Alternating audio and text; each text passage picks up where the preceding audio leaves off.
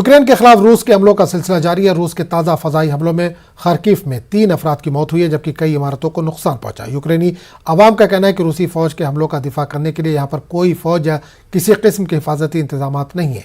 वहीं यूक्रेनी सदर ज़ेलेंस्की ने रूस को दहशतगर्द मुल्क करार देने की अक़वाम मुत्तहिदा से लगातार अपील की है। यूक्रेन की वज़ारत दाखिला के मुताबिक रवां साल के 24 फरवरी से जारी जंग के दौरान रूस ने 17,000 से ज़्यादा फ़ज़ाई हमले किए हैं।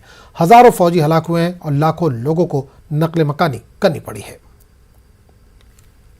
Вночі ракетами прилетіли 2 ракети. Одна, яка вдарила біля двохповерхового будинку, там зруйнований, для житла непридатний, а друга ракета попала прямо в будівлю. В двохповерховий багатоквартирний будинок, загинуло 3 людини. Нема тут військових, тут зовсім нема ніякої інфраструктури, техніки. Це звичайний житловий мікрорайон, називається Лікарняний. Після обстрілу, коли зникло світло, до нас поступило дві людини легкої ступені тяжесті і 1 чоловік, який потребував оперативного втручання. Також лікарі одягали ліхтари, включали мила.